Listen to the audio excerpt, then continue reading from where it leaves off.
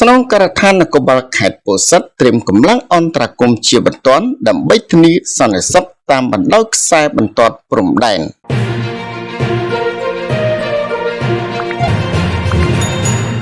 ស្នងការដ្ឋាននគរបាលខេត្តពោធិ៍សាត់បានប្រកាសកាលពីពេលថ្មីនេះថាស្នងការដ្ឋាននគរបាលខេត្តពោធិ៍សាត់ត្រៀមកម្លាំងធ្វើអន្តរាគមន៍ជាបន្ទាន់ដើម្បីធានាសន្តិសុខតាមបណ្ដោយខ្សែបន្ទាត់ព្រំដែនស្នងការដ្ឋាននគរបាលខេត្តពោធិ៍សាត់បានបន្តថានៅព្រឹកថ្ងៃទី16ខែមិថុនាឆ្នាំ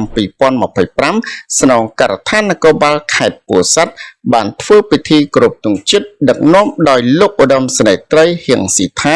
ស្នងការរងតំណាងដ៏ខ្ពង់ខ្ពស់លោកឧត្តមសេនីយ៍តូសថេតស្នងការនគរបាលខេត្តពោធិ៍សាត់និងគណៈស្នងការដែលមានកម្លាំងនគរបាលចូលរួមគ្រប់ទង់ជាតិសរុប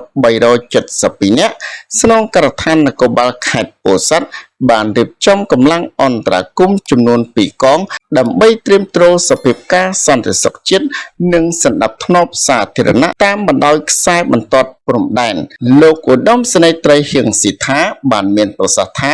ស្នងការដ្ឋាននគរបាលខេត្តពោធិ៍សាត់បានបែងចែកកម្លាំងទៅតាមតំបន់សមស្របនឹងស្ថានភាពនីមួយៗដើម្បីឆ្លើយតបបានយ៉ាងឆាប់រហ័សប្រសិនបើមានករណីកើតឡើងការត្រៀមកម្លាំងនេះមានគោលបំណងសំខាន់ក្នុងការធានាសភាពការសន្តិសុខជាប់ជាប្រចាំនិងការពារការរំលោភច្បាប់អន្តរជាតិក្នុងតំបន់ព្រំដែន